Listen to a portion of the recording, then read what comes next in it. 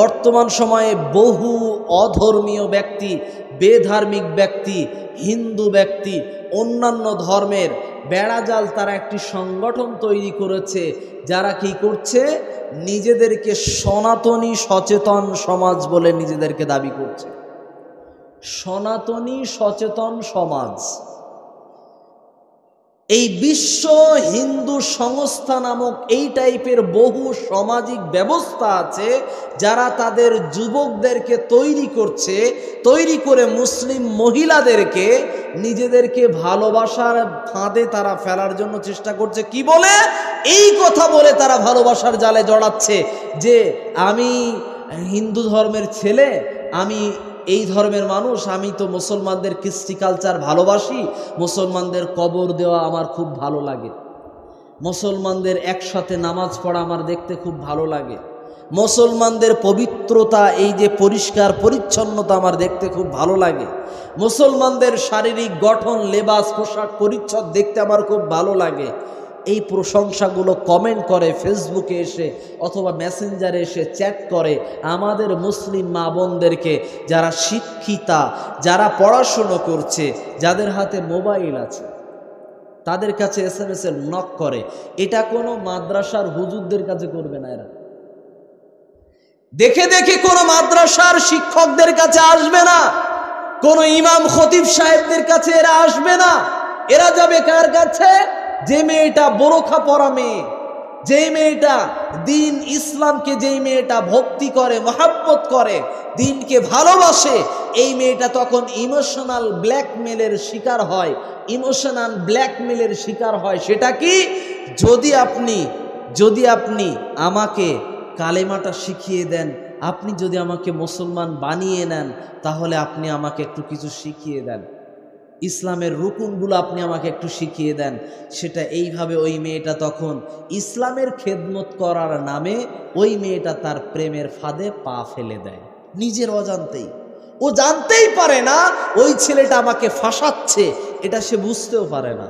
একটা সময় দেখা যায় ওই ছেলেটা এই রকম দিন শেখার নামে আস্তে আস্তে দুটো একটা যৌন সুরসুরি দিয়ে উল্টো পাল্টা কিছু কথা ওই মেয়েটার কাছে প্রস্তাব রাখে। মেয়েটা তখন কোনো রকম কথাগুলো হেসে উড়িয়ে দেয়।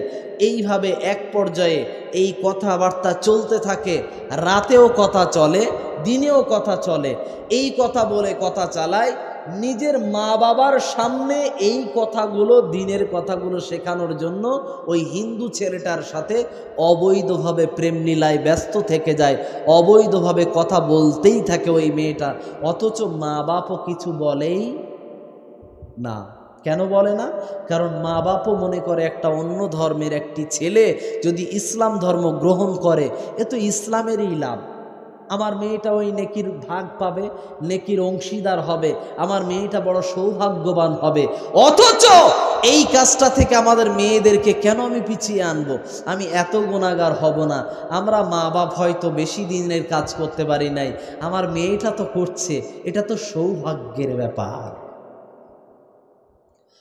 এই মনে করে এই ছেলেগুলো মুসলমান নামক মেয়েদেরকে নিজেদের ফাঁদে ফেলে SMS করে করে করে করে ভিডিও কলে, অডিও কলে কথা বলে বলে বলে বলে এক পর্যায়ে ওই মেয়েটার সঙ্গে বারবার এবারে সাক্ষাৎ করার জন্য অপচেষ্টা করে, বারবার নিজের দাবি প্রকাশ করতে থাকে। বোন, আপনার সঙ্গে আমি ডাইরেক্ট একটু দেখা করতে চাই, আপনার সঙ্গে দেখা না করলে আমি তো দিনের ব্যাপারে একটা যে আমার আশ্বাস, যে ভক্তি, যেটা ঈমান আমার বাড়বে, এটা তো আমি দেখতে পাচ্ছি না। আপনার মতো দিন ঈমানদার মাননেওয়ালা মহিলা, ঈমানদার পথের মহিলা, একজন আপনার মতো ঈমানদার বোন, এর সাথে আমি যদি সাক্ষাৎ না করতে পারি, আমি নিজেকে ধন্য মনে করতে পারছি না। এই নিজেদের কথার বেড়া জালের ভিতরে আমাদের বোনদেরকে আটকে দেয়। এরপরে ওই বোনটা শেষমেশ বাধ্য হয়েই যায় যে ওই ছেলেটার সঙ্গে দেখা করতেই হবে, না হলে হবে না। দেখা যখন করে একবার দুইবার দেখা সাক্ষাৎ হতে হতে তখন এদের সম্পর্ক গাঢ় হয়। এই গাঢ়ত্ব হওয়ার পরে একে প্রেগনেন্ট বানাবে, যেই দিন জানতে পারবে কনফার্ম প্রেগনেন্ট হয়ে গেছে ওই মেয়েটা, সাথে সাথেই বিচ্ছেদ ঘটিয়ে সিম কার্ড এবং ফেসবুক ID উড়িয়ে দেবে। তারপর তার কোনো খোঁজ খবরই থাকবে না। সমাজের ভিতরে বহু মুসলমানদেরকে এই রকম করানো হচ্ছে, কিন্তু এগুলোকে দেখানো হলো না। কিন্তু নাম দিয়ে একটি ফিল্ম তৈরি করেছিল না, বোরকা পরা মেয়েদেরকে মুসলমানরা ধর্ষণ করে করে শেষ করে দিচ্ছে। কি একটা ফিল্ম বের হয়েছিল না, এরকম টাইপের একটা ফিল্ম বের হয়েছিল যেটাতে অন্যান্য ধর্মের মহিলাদেরকে ইসলামে দীক্ষিত করার নামে তাদেরকে ধর্ষণ করে করে ছেড়ে দেওয়া হচ্ছে। জি ভাই, এই কথা মুসলমানদের জন্য সঠিক নয়। এ কথা সম্পূর্ণ মুসলমানদের নামে সম্পূর্ণ সাজানো হয়েছে। একটা ফিল্ম তৈরি হয়েছিল, যেই ফিল্মটার নাম হয়েছিল কি, দ্য কাশ্মীর ফাইলস বের হয়েছিল না। কাশ্মীর বিষয়ে একটি যে ফিল্ম বের হয়েছিল, এই ফিল্মটার ব্যাপারেও সমস্যা হয়েছিল। এই ফিল্মটা মুসলমানরা অবরোধ করার, মুসলমানরা যেটাকে বয়কট করার চেষ্টা করেছিল, কিন্তু বয়কট হয় নাই। এটার প্রমোট করেছিল আমাদের দেশের নেতারা, এটাকে প্রমোট করেছিল। আরো করা হয়েছিল কি, আমি আপনাকে বলতে চাইছিলাম, বহু মুসলমানদেরকে এভাবে ফাঁসিয়ে নিয়ে যাওয়া হচ্ছে, অন্যান্য ধর্মের ভিতরে দীক্ষিত করা হচ্ছে, অন্যান্য ধর্মের ভিতরে ঢুকিয়ে নেওয়া হচ্ছে। আর আপনি আমি মুসলমান, আমরা পড়ে আছি কি, ওজুর মাসলা মাসাইলের সুন্নত কয়টা, মুস্তাহাব কয়টা, আর মুস্তাহাব নিয়ে মারামারিও আছে আমাদের সমাজে। সেই মারামারিটা কি, তারাবির রাকাত কত, 8 রাকাত না 20 রাকাত, এই নিয়ে গুতোগুতি। আমি আপনাকে বলছি 8 রাকাত পড়া সুন্নাত, 20 রাকাত নয়, 40 রাকাতও পড়তে পারেন, 32 রাকাতও পড়তে পারেন, 38 রাকাতও পড়তে পারেন। তার দলিল কি, আপনি 2 রাকাত 2 রাকাত 2 রাকাত করে যদি আপনি 8 রাকাত তারাবি পড়েছেন, এবার আপনি লাইলাতুল কদর জাগবেন, বলেন সারা রাত মোটে আর কোনো নামাজ পড়বেন না? কথার একটু উত্তর দেবেন, পড়বেন না? পড়বেন হ্যাঁ কি না বলেন, একটু পড়বেন? কথার একটু উত্তর দেন। যদি রমজান মাসে যদি 8 রাকাত তারাবি জামাতে পড়লেন, পড়ার পরে এবারে যদি রাত জাগরণ আপনি যদি করেন, আর 2 রাকাত করে আর কোনো নামাজ পড়বেন না? পড়বেন? পড়া কি যায়? পড়া যায় তো? এই 2 রাকাত যেগুলো বাড়তি পড়লেন, এগুলো কোথায় রাখবেন এখন? আমি আপনাকে বলতে চেয়েছি, এগুলো হলো মুস্তাহাব সুন্নাত, নফল ইবাদত। নফল ইবাদতের ভিতরে একটা সীমারেখা সুন্নত যখন আপনি জানতে পারলেন, এই সুন্নাতের সীমারেখা ওই জায়গায় দলিল হিসাবে রাখেন, এবং আরও যদি এর দলিল থাকে সেটাকে আপনি সহজ করে দেন। এটা নিয়ে ঝগড়া করার দরকার নেই। এই ঝগড়া, এই বিতর্ক কিয়ামত পর্যন্ত এর সমাধান হবে না। কেন? কারণ এর সমাধানের ভিতরে সব রকম দলিল যখন দিচ্ছে তারা একে অপরের, এই যে ঈদের পরের দিন একটা বৈঠক হলো না দুইজনের, আমাদের মুসলমানদের দুইজন, একজন দেওবন্দি আলেম আর একজন আমাদের কোরআন এবং হাদিস মান্যওয়ালা একজন ভাই, কোরআন হাদিস গবেষণা করে, তার নাম হলো ব্রাদার রাহুল। এই দুইজনের ডিবেট হলো, এই দুইজনের আলোচনা হয়েছে যে দুইজন কি আলোচনা, 8 রাকাত না 20 রাকাত তারাবি কোনটা সঠিক। এখন দুইজন দুই রকম মন্তব্য নিয়ে প্রকাশ করেছে। শেষমেশ কোনো রকম সিদ্ধান্ত অটল হওয়ার জন্য কোনো রকম সিদ্ধান্ত ক্লিয়ার তারা দুইজনই দেয়নি। তারা দুইজনের দলিল পর্যালোচনা করে নিজেরা পেশ করেছে, জনগণের ওপরে ছেড়ে দিয়েছে। আমি আপনাকে বলছি, এই বিতর্ক বারবার বাহাস, এই বিতর্ক করার প্রয়োজন নাই। মুসলিম উম্মার এখন ক্লান্তি লগ্ন চলছে। তার কারণ আপনাকে বলছি, এখন ফিলিস্তিনের বুকে বহু শিশুরা খেতে পাচ্ছে না, তাদের আহারের ব্যবস্থা করেন ভাই, বিতর্ক বাদ দেন। অনলাইনে মুসলমানদের ভিতরে, অনলাইনের মাধ্যমে মুসলমানদের ভিতরে এখন বারবার এই বিভেদ সৃষ্টি হওয়ার ফতোয়া মাসলা মাসাইলগুলোকে এখন জমা রেখে, এখন যেগুলো মুসলমানদের ভিতরে মিল মহাব্বতের বিষয় আছে, ওই পার্সেন্টগুলোকে সামনে উপস্থাপন করেন। কি দিয়ে মুসলমানদের এক করা যায়, কি দিয়ে মুসলমানদের পাশে দাঁড়ানো যায়, কি দিয়ে মুসলমানদের বিপদের কাণ্ডারি হওয়া যায়, সেই বিষয়গুলো নিয়ে চিন্তা ভাবনা করে আমরা প্রতিটা মুসলমানের পাশে এসে দাঁড়াই। এর জন্য আল্লাহ পাক রব্বুল আলামিন কিয়ামতের ময়দানে আমার আলাদা রকম একটা ফসল হিসাবে, নেকির ফায়দা হিসাবে আমাকে উপহার দেবেন ইনশাআল্লাহ। আল্লাহ পাক রব্বুল আলামিন তিনি বললেন, ওয়াইদা ওয়াদা আখলাফা, যখন তারা ওয়াদা করে তখন খেলাফ করে। আমি আপনাকে কথা বলছিলাম, বহু মানুষ আছে, বহু যুবক আছে, তারা আমাদের বোনদেরকে তারা ওয়াদা দেয়, তারা কথার ফাঁদে ফেলে।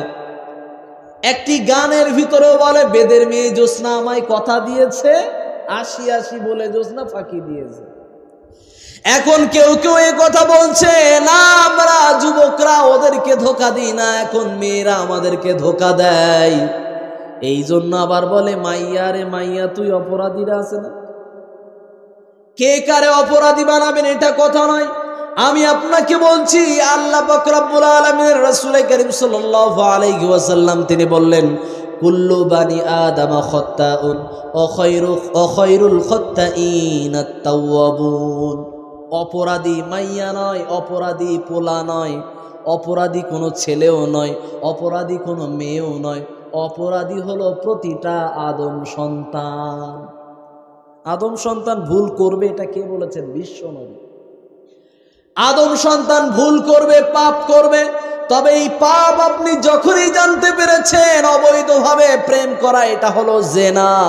আল্লাহ পাক রব্বুল আলামিন তিনি বলেন, ওয়ালা তাকরাবুজ জিনা, তোমরা জিনার নিকটবর্তী হয় না, কারণ এই জিনাটা হলো একটি ফাহেশ কাজ, এটা একটি চরিত্রহীন কাজ, এটি একটি ঘৃণ্য কাজ। এই ঘৃণিত কাজের ভিতরে নিজেকে দাখিল করো না, তার কাছাকাছি কখনোই যেও না, এর কাছ থেকে তোমরা দূরবর্তী জায়গাতে সরে যাও।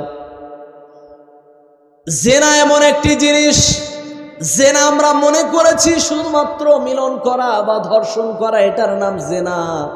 জি নয়, জেনা হয় চোখের দেখার মাধ্যমে। যদি কোনো মেয়েকে দেখে বলেন এই যাচ্ছে একখান, এই কথাটা মুখ দিয়ে বলেছেন আর চোখ দিয়ে দেখেছেন, এখানে দুইটা জেনা হয়েছে, মুখেরও জেনা, জিহ্বার জেনা হয়েছে, চোখেরও জেনা হয়েছে। এই জেনার জন্য আপনাকে আল্লাহর কাছে ক্ষমা চাওয়া লাগবে। এরপরে আপনি অবিরতভাবে আপনি যুবক হিসাবে কোনো যুবতী বোনের ফোনে আপনি দিনের কথা বলেন না কেন, আর যেটাই শেখান না কেন, সম্পূর্ণ এগুলো হারাম। এভাবে কথা বলা যাবে না। কারো সাথে যদি কথা বলতে হয়, তাহলে আপনি যদি কথা বলেন তাহলে পুরুষ হিসাবে কথা বলেন, তবে সময়ের অপচয় করা যাবে না। আপনি সময়কে গুরুত্ব দিয়ে আপনার জীবনে চলতে হবে।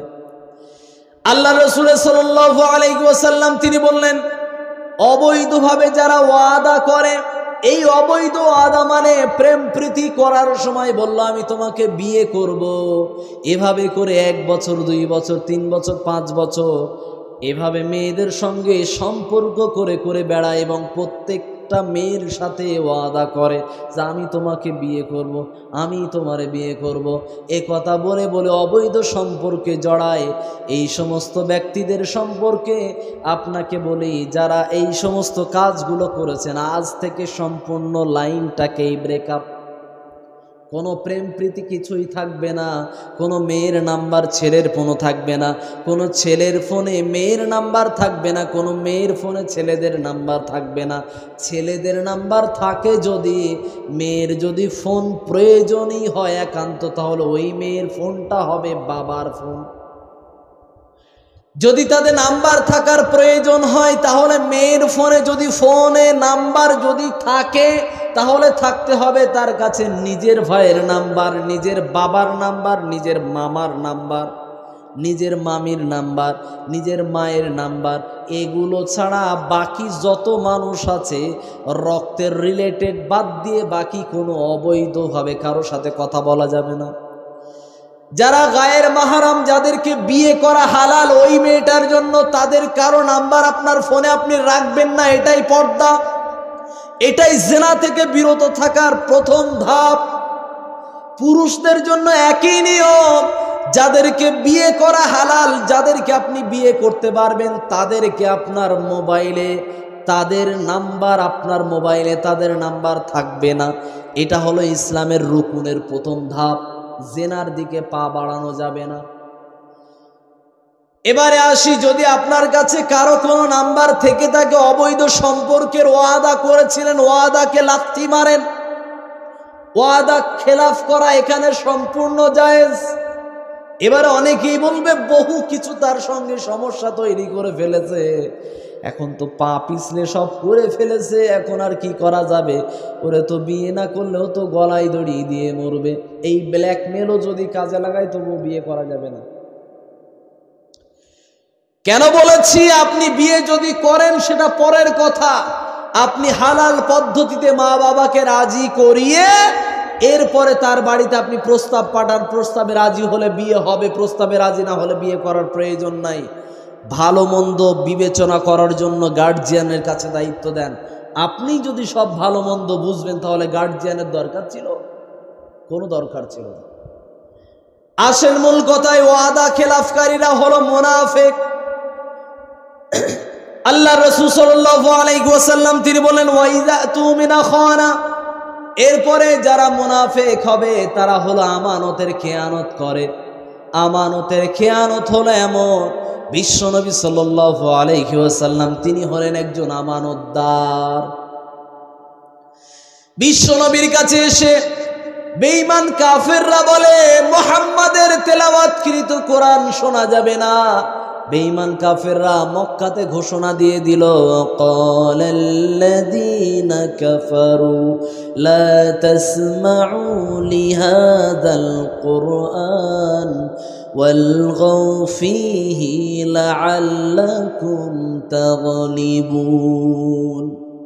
কাফের বেঈমানরা তারা ঘোষণা দিয়েছে পবিত্র কোরআনের আলোচনা যেখানে হয়, পবিত্র কোরআনের তেলাওয়াত যেখানে হয়, সেখানে তোমরা বিশৃঙ্খলা ঘটিয়ে দাও, সেখানে তোমরা তাদের কথাগুলোকে শোনো না, সেখানে তোমরা তাদের ভিতরে সমস্যা বাঁধিয়ে দিয়ে চলে আসো এবং কোরআনের কথা তোমরা প্রচার হতে দিও না, কোরআনের কথা কাউকে শুনতে দিও না এবং নিজেরাও শোনো না। এভাবে তারা প্রচার চালায়। আমি আপনাকে বলতে চাইছিলাম মুসলমান, আজকের বহু মুসলমানরা এরকম বাক্য বলে, এই জলসা টলসা দিয়ে লাভটা কি বলতো? আছে না কথা বলে না, এই জলসা মাহফিল দিয়ে ওয়াজ মাহফিল দিয়ে লাভ কি? এতে কোনো লাভ নেই, কোনো পরিবর্তন নেই, বেকার বেকার জলসা দেওয়া, জলসা দিয়ে কোনো লাভ আছে? আমি আপনাকে বলছি কোরআন এবং সুন্নাহের কথার বিরুদ্ধে যদি আপনি কথা বলেন, এভাবে অবলীলায় আপনার কথা যদি আপনি বলতে চান, তাহলে এর বিকল্প সুন্দর আপনি ব্যবস্থা আগে আনয়ন করেন, তারপর এটা বন্ধ করেন। আমি আপনাকে জলসার পক্ষে কথা বলতে বলিনি, জলসার বিপক্ষেও আপনাকে আমি বলতে নিষেধ করছি এই কারণে, কারণ এর বিকল্প সুন্দর ব্যবস্থা আপনি করেন।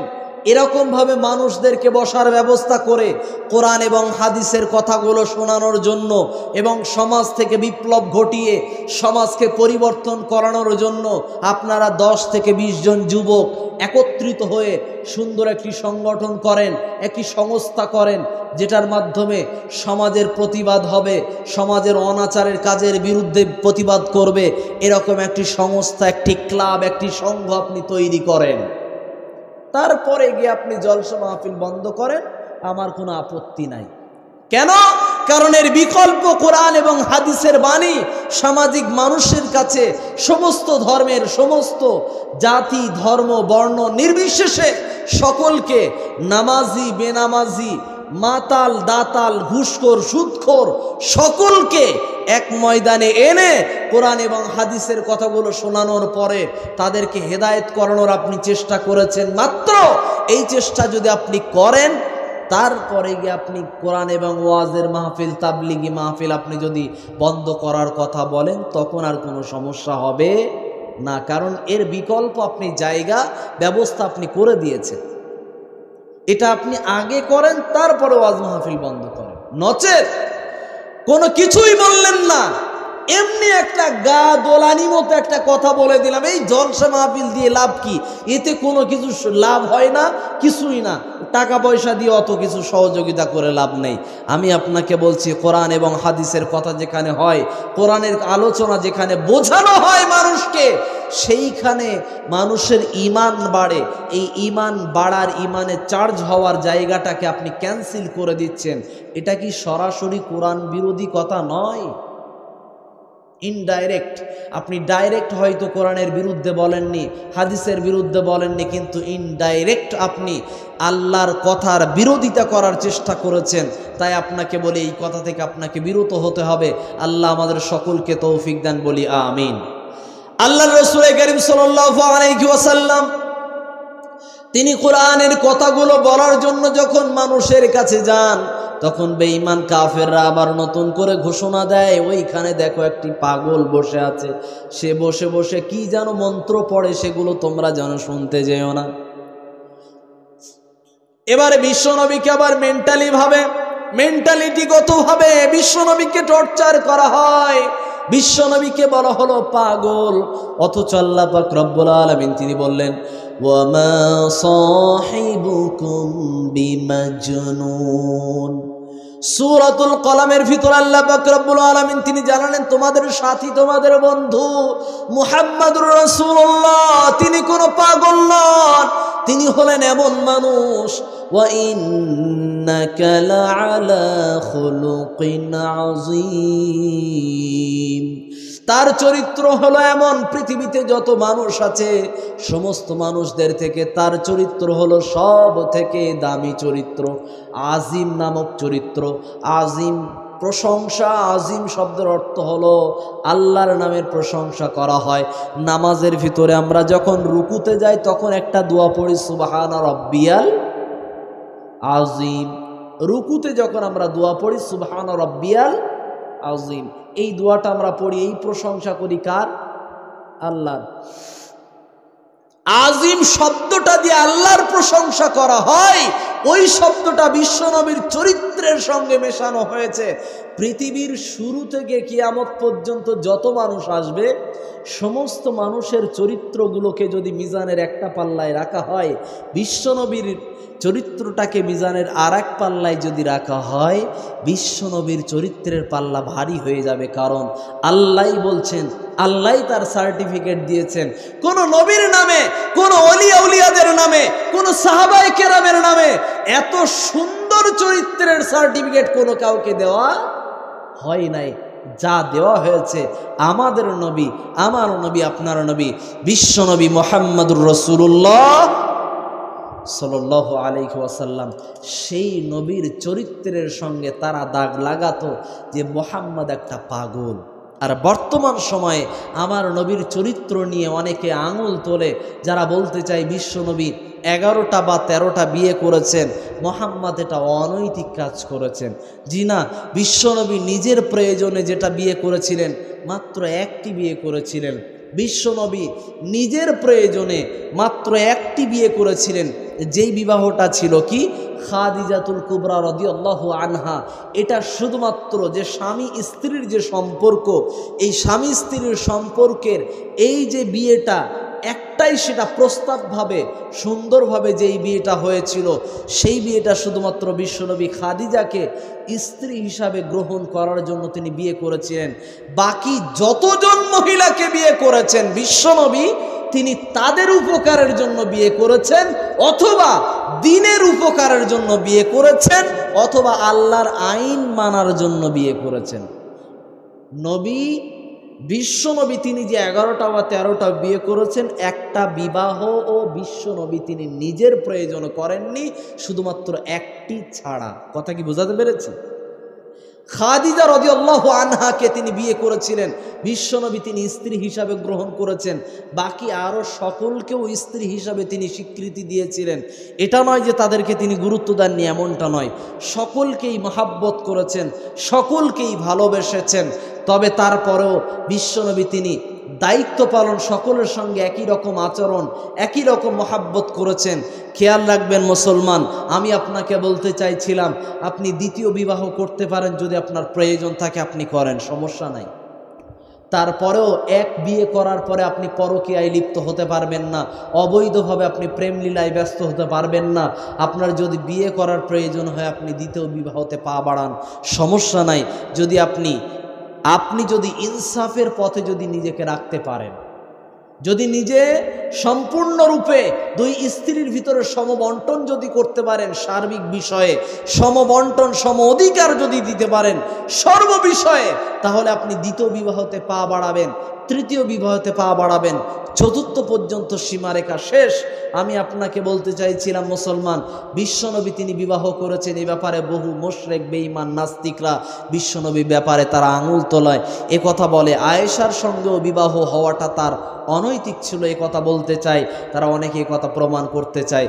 কিন্তু পরবর্তী প্রজন্মে এসে তাদের বর্তমান সময় এই যে 2019 সাল, 2000 সাল থেকে শুরু করে, এক কথায় 1990 সাল থেকে শুরু করে আজ 2024 সাল পর্যন্ত যতজন মানুষ বেঁচে ছিলেন এবং ইতিপূর্বে আরও যারা জন্মগ্রহণ করেছিলেন, তারা বহু মানুষ 9 বছর 10 বছরের 7 বছরের মেয়েকে তারা বিবাহ করেছে, তাদেরকে নিয়ে প্রতিবাদ নাই। সব প্রতিবাদ, সব দোষ কার নামে? আমার নবীর নামে। আমি আপনাকে বলতে চাচ্ছি, পৃথিবীর যত মনীষী আছে তাদেরকে নিয়ে একবার একটু পড়াশুনো করেন, ভেবে চিনতে দেখেন, গবেষণা করেন তাদের বিবাহের সময়সীমা কত ছিল, তাদের বিবাহের বয়সের সময় কত ছিল। বাংলাদেশের শেখ মুজিবুর রহমান তিনি কত বছর বয়সে বিয়ে করেছিলেন একটু যাচাই করে দেখেন। রবীন্দ্রনাথ ঠাকুর তিনি কত বছর বয়সে বিয়ে করেছিলেন একটু যাচাই করে দেখেন।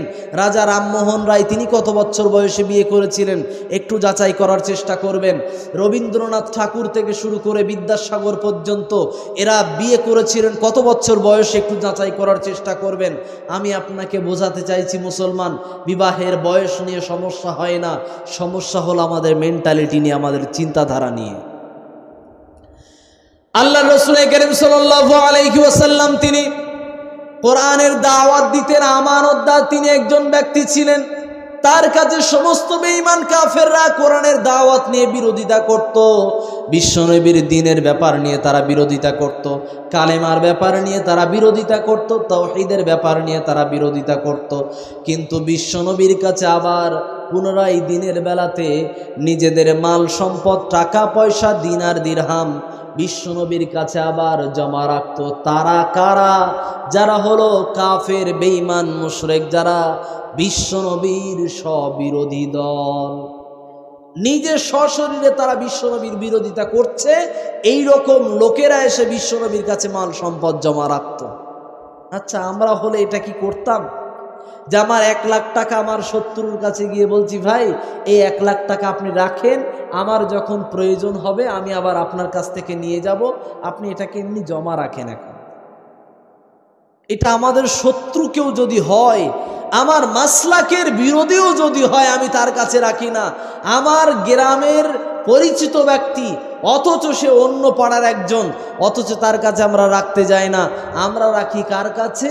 আমার সব থেকে প্রাণের প্রিয়, আমার সব থেকে কাছের, যার কাছে রাখলে সেফটি হবে, আমি বিশ্বাস স্থাপন করে তার কাছে গিয়ে আমি জমা রাখি। আমি আপনাকে বলতে চাইছিলাম, আমানতের খেয়ানত করা কত বড় যে দায়িত্ববান। এই আমানতের খেয়ানত যদি আপনি করেছেন, আপনার নামের সঙ্গে একটি রোগের সার্টিফিকেট লেগে যাবে। সেই রোগটার নাম হলো মুনাফিক। এই মুনাফিক নামক বৈশিষ্ট্য বিশ্বনবীর ভিতরে ন্যূনতম পরিমাণ ছিল না। আল্লাহ রাসূল সাল্লাল্লাহু আলাইহি ওয়াসাল্লামের কাছে ব্যবসার জন্য খাদিজাতুল কুবরা বিবাহের পূর্বে যখন ব্যবসার জন্য মালপত্র, সমস্ত টাকা পয়সা বিশ্বনবীর কাছে দিতেন, দেওয়ার পরে তিনি ব্যবসা বাণিজ্য পাঠিয়ে দিতেন এবং তার সঙ্গে একজন দাসী হিসাবে পাঠিয়ে দিতেন, একজনকে দেখে নেবে তিনি কোনো রকম অনৈতিক বা মিথ্যার আশ্রয় নেয় কিনা, ব্যবসার ভিতরে সততা কতটা রাখে, সবগুলোকে তিনি লক্ষ্য করতেন। খাদিজাতুল কুবরা তিনি যখন নখদর্পণ করলেন, বিশ্বনবীর ব্যাপারে পর্যালোচনা যখন করলেন, ব্যবসার ময়দানে তিনি যখন সব কিছু যাচাই বাছাই করে দেখতে পেলেন, বিশ্বনবী তিনি ব্যবসার ভিতরে মিথ্যার আশ্রয় নেন না, আমানতের খেয়ানত করেন না, ওয়াদা খেলাফ করেন না, মালিকের টাকা পয়সা কোনো রকম নয় ছয় করে না, সবগুলোকে গচ্ছিত করে আবার মালিকের হাতে ফেরত দেয়। এর নাম আমানতের দায়িত্ব পালন করা। আমাদের সমাজের ভিতরে বহু মতোয়াল্লি আছে, বহু সর্দার আছে, বহু মাদ্রাসার মোহতামিম আছে, মাদ্রাসার কেশিয়ার কোষাধ্যক্ষ আছে, যাদের কাছে টাকা পয়সা রাখার পরে ওই টাকা পয়সা নিয়ে ব্যবসা বাণিজ্য চালায়, মন মতো নিজের কাজে ব্যবসা বাণিজ্য করে, নিজের কাজে ব্যবহার করে। আবার যখন মাদ্রাসা মসজিদের প্রয়োজন হয়, ওই টাকা পয়সা থেকে আবার দেখে যে আমার টাকা পয়সা তো অনেক, এই টাকা পয়সা খরচ করব, আবার যখন প্রয়োজন হবে আমি দিয়ে দিলাম, কোনো তো অসুবিধা হচ্ছে না, আমার টাকা পয়সার তো কমতি নাই, আমি তো দিতেই পারবো, এই টাকা পয়সা কেন আমি ব্যবহার করতে পারবো না? জি, আপনাকে বলছি এটা আমানতের খেয়ানত। মসজিদের টাকা পয়সা যদি 1 টাকাও আসে, সেই টাকা পয়সা খুচরা টাকা পয়সা যদি নোটে পরিবর্তন করতেই হয়, তাহলে আপনারা আলোচনা সাপেক্ষে কথা রাখবেন, একটা সপ্তাহে রেজুলেশন করে নেবেন যে প্রতি সপ্তাহের খুচরা পয়সাগুলোকে টাকায় রূপান্তরিত করার জন্য, নোটে, বড় নোটে পরিবর্তন করার জন্য আমরা খুচরা পয়সাগুলোকে একজনকে দিয়ে দেবো, অথবা আমি নিয়ে নেব, সেগুলোর পরিবর্তে আমি নোট টাকাকে আমি জমা রাখবো। এটা করা যেতে পারে। কিন্তু আপনি করছেন কি, সম্পূর্ণ লক্ষ লক্ষ টাকা যা জমা হচ্ছে সব আপনার পকেটে, আপনার বাড়ির ড্রয়ারে সম্পূর্ণ জমা হচ্ছে। ওগুলো যখন ইচ্ছা আপনি তখন খরচ করছেন। আপনি বলছেন আমি তো হিসাব নিকাশ সব ক্লিয়ার রাখছি, আমার তো হিসাব নিকাশ কোনো রকম গলত নাই, কোনো তো ভুল নাই, কোনো রকম ত্রুটি নাই, কোনো সন্দেহ নাই, কেউ কোনো রকম আঙুল তুলতেই পারবে না আমার হিসাব নিকাশ নিয়ে। এই কথা বলে আপনি গলাবাজি করেন। আমি আপনাকে প্রশ্ন করি ভাই, মুসলমান ভাই, আমি আপনার কাছে প্রশ্ন রাখতে চাই, এটা কি আমানতের খেয়ানত নয়? জি, এই টাকা আপনি ব্যবহার করতে পারবেন না। এই টাকা যেখানকার টাকা সেখানে আপনি কাজে লাগাবেন, আপনার ব্যক্তিগত কাজে আপনি এই টাকাকে ব্যবহার করবেন না। আল্লাহ যেন আমাদের সকলকে তৌফিক দেয়, আমিন। আমি আপনাদের কাছে আলোচনা রেখেছিলাম, সর্বশেষ এই আলোচনার সারাংশ আপনাদের শেষমেশ শুনিয়ে দিচ্ছি। এক, মুনাফিকের নমুনা। মুনাফিক যখন ইমানদারদের সাথে মিলিত হয় তখন বলে আমি তোমার দলের লোক। 2, যখন আবার মুনাফিকদের সঙ্গে মিলিত হয়, ইমানদার বিরোধী, মুসলমান বিরোধী দলের লোকের সঙ্গে যখন মিলিত হয় তখন বলে আমি ওই দলের সঙ্গে নই, আমি তোমার দলের লোক। ওদের সঙ্গে আমি আসলে ঠাট্টা বিদ্রুপ করছিলাম। আল্লাহ পাক রব্বুল আলামিন এমন সত্তা, আল্লাহ বলছেন ওরা আমার সঙ্গে ঠাট্টা বিদ্রুপ করেছে, ওদের থেকেও আমি বড় ঠাট্টা বিদ্রুপ ওদের সঙ্গে করব। যেই জায়গাটা আমি আল্লাহ প্রস্তুত করে রেখেছি, সেই জায়গার নাম ইন্নাল মুনাফিকিনা ফিদ-দারকিল আসফালি মিনান নার। আল্লাহ মুনাফিকদের জন্য নিকৃষ্টতর একটি জাহান্নাম প্রস্তুত করে রেখেছেন, সেইখানে তাদের প্রবেশ করতেই হবে। তাই আমি আপনাকে বলছি, মুনাফিকের নমুনার ভিতরে 2টি নমুনা আপনার কাছে প্রকাশ করেছি। এক, যারা ইমানদারদের সঙ্গে বলে আমি তোমার সাথে আছি, আবার কাফেরদের, মুনাফিকদের সঙ্গে মুসলমান বিরোধী শক্তির সাথে গিয়ে আবার মিলিত হয়ে বলে আমি তোমার দলের সাথে আছি। এই দুই রকম চরিত্র থাকে যার ভিতরে, সেই ব্যক্তির ভিতরে মুনাফিকের রোগ ঢুকে আছে, তাকে পরিবর্তন হওয়ার প্রয়োজন আছে। নাম্বার 3, আল্লাহর রাসূল তিনি বলছেন সেই লোকটা যদি নামাজও পড়ে, রোজাও রাখে এবং নিজেকে মুসলমানও দাবি করে, তারপরেও তার মুনাফিকের চরিত্র তার ভিতরে আছে, মুনাফিকের রোগ তার ভিতরে আছে। সেটা কি? আল্লাহর রাসূল বলছেন যখন সে কথা বলে, মিথ্যা কথা বলে। নাম্বার 4, সে যখন ওয়াদা খেলাফ করে, যখন ওয়াদা করে তখন সে ওয়াদাকে ভঙ্গ করে, খেলাফ করে। নাম্বার 5, সে যখন আমানত রাখা হয়, তার কাছে কোনো কথা যদি আমানত রাখা হয়, একটা মেয়ের কাছে কোনো কথা যদি বলা হয়, বলার পরে তাকে যদি বলে দেওয়া হয় ভাই বা বোন এই কথাটা যেন কাউকে বলো না, ওই কথাটাও সবার আগে লোকের সাথে বলবে। এটা আমাদের বোনদের চরিত্র। এই বোনদের পেটের ভিতরে কোনো কথা হজম হয় না, এদের পেটের কথা কোনো রকমভাবে হজম হয় না। বোনদের কাছে বিনীতভাবে অনুরোধ করি, আপনাদের মুখের কথার মাধ্যমে, মুখের বাড়তি বাড়তি কথা বলার মাধ্যমে আপনারা জাহান্নামে যাওয়ার জন্য নিজেকে প্রস্তুত করবেন না। জাহান্নাম থেকে ফিরে আসুন, জাহান্নামের পথ থেকে ফিরে আসুন। নিজেকে, কোনো ব্যক্তি যদি আপনার কাছে কোনো কথার আমানত রাখে, সেই কথাকে রক্ষা করেন। যদি এমনকি আপনার স্বামীও যদি কোনো গোপন তথ্য, গোপন কথা যদি বলে, সেই কথাকে আপনি আমানত হিসাবে রক্ষা করেন। কিয়ামত পর্যন্ত যদি আল্লাহ আপনার আয়ু রাখে, তারপরে ওই কথা কাউকে বলা যাবে না। স্বামী যদি অনুমতি দেয় তাহলে কার কাছে বলবেন? স্বামী যদি আপনাকে বলতে বলে আপনি তাকে বলতে পারেন, তাছাড়া আপনার এই আমানতের খেয়ানত করা উচিত নয়, এটি একটি মুনাফিকের লক্ষণ। তাই আমরা সকলের কাছে বিনয়ভাবে অনুরোধ করি, আমরা ওয়াদা খেলাফও করব না, আমরা ওয়াদা খেলাফ যেমন করব না, তার সাথে সাথে আমরা আমানতের খেয়ানত করব না। যাদের যাদের কাছে আমানতের দায়িত্ব আছে, আমানতের মাল সম্পদ যাদের কাছে আছে, এই মাল সম্পদগুলোকে রক্ষা করার দায়িত্ব আমি ব্যক্তিগতভাবে যারা পেয়েছি, আল্লাহ আমাকে এটা রিজিক হিসেবে পদমর্যাদা দান করেছেন। আল্লাহ যেন আমাদের এই পদমর্যাদাকে রক্ষা করার তৌফিক দান করেন, পড়ি আমিন। এই 5টি রোগ থেকে আমরা যেন প্রত্যেকেই ফিরে আসি, কারণ আল্লাহ বলছেন ফি কুলুবিহিম মারাদুন ফাযাদাহুমুল্লাহু মারাদা। যে সমস্ত মানুষদের ভিতর আন্তরিক রোগ ঢুকে যায়, ওই রোগ থেকে তারা যদি নিজেকে পরিবর্তনশীল করে যদি ফিরে না আসে, আমি আল্লাহ ওই রোগকে আরো বাড়িয়ে দেব।